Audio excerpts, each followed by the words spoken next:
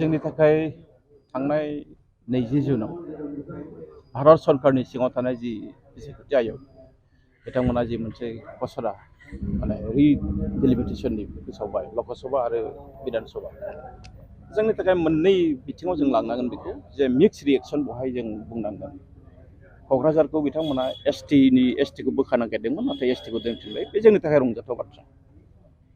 आरो मोनसेया जे बिटिआर ओनसोलाव गासै मोन 12 माने एमएलए सेगमेन्ट दंमोन समस्ति दंमोन बेखौ दायो मोन 15 जाहैबाय बे जोंनि थाखाय मोजां खबर नाथाय बेजों लोगोसे दिनै जोंहा गिलु बालु मोनसे दुखुनांथाव जाथाय बेनो जाहैबाय जों जायखौ आसा खालामदोंमोन जे बिटिआर ओनसोलखौ लानानै जोंहा मोननै लकसभा समस्ति जायो मोनसे जाबाय क'क्राझार मोनसे उदालगुरि आरो जों खोनादोंबो जे उदालगुरियाबो जागोन नाथाय दाख्लि जि 20 जुनाव फोसावबाय इलेक्सन कमिसना बहाय उदालगुरि नामाथ' गैयानोसै बहाय जों जायखौ सानफेराखै दरं लकसभा समस्ति खालामबाय आरो ओरैबायदि खालामबाय बहाय गासै मोन 11 माने एसेम्बलि सेगमेन्ट समस्तिखौ लानानै बिथांमोना बेखौ आसामनि देरसिन लकसभा समस्ति हिसाबै फोसावबाय दा बेखौ फोसावनाय लोगो लोगो जोंनि गोसोआव मोनसे सोंलु फैदों जे बेयो माबोरै जानो मोनखो डिफुआ जुदि 6टा समस्तिजोंनो जुदि मोनसे लकसभा सेगमेन्ट जायोब्ला जोंनिया मानो जानो हाया जोंनि सायाव बेबायदि इनजास्टिसखौ मानो खालामदों दा बेखायनो दिनै जों बहाय बर' थुनलाइ आफाद हिसाबै जों दासिमबो जोङो जेबो हाबाफारि जों लायाखै जों बेनो गिबि रिएक्सन जोंनिफ्राय जे हायोब्ला भारतनि जि बिसायख'थि आय'ग बिथांमोना जि मोनसे दरं हिसाबै फोसावदों लकसभा समस्ति जोंखौ लाफानानै जोंनि बिटिआरनि समस्तिखौ लाफानानै बेखौ बिथांमोना रल बेक खालामफिननांगौ उथायनांगौ बे जोंनि खावलायनाय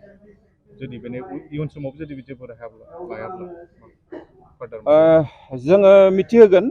इलेक्सन कमिसननो जों मिथिहोगोन बिथांमोना आसामाव फैगोन जों बिथांमोननि सिगाङावनो जों बोरै हायो गणतान्त्रिक भाबै जोङो खुद्रिनाय हाबाफारि निश्चय जोङो साननो गोनां जागोन जुदि इलेक्सन कमिसना बे बेलायाव सानफिनाबा जों नुबाय थायो माने बेहाय सिगाङाव मंगलदै दंमोन मंगलदै मोनसे जारिमिन दरं हिसाबैथ' मोनसे जेबो जायगायानो गैया अब्लाबो बिथांमोना दरं लाखिनानै बबा चक्लेट दौनाय बायदि नामा जों दासिमबो बुजिना मोनाखै जे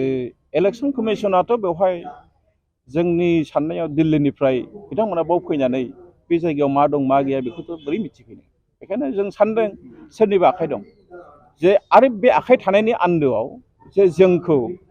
माने बांद्राय खाबु मोननायनिफ्राय गोजानाव दोननायनि मोनसे आरो बियो मोनसे जाथिनि मोनसे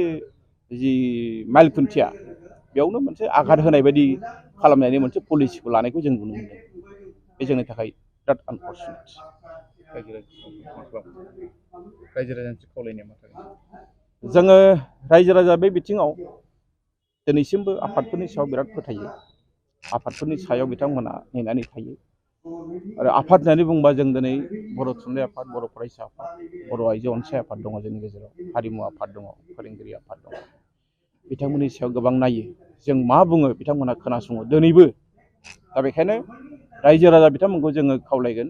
जे जोंनि हारिनि इयुननि थांनाय थैनाय जोंनि हारिनि जेनोखि सिनायथिनि बाथ्रा बाव हाबनानै दङ बे बाथ्राखौ गोरलै लानो नाङा बे बाथ्राखौ गोरलै लानो नाङा बिथांमोनाबो सिरियास लानांगौ जेब्ला जोङो जुदि गणतान्त्रिक भाबै जेब्ला जोङो सोमावसारनायनि हाबाफारि लायो रायजोफ्रा बयबो ओंखारबोनांगौ बे जोंनि खावलायनाय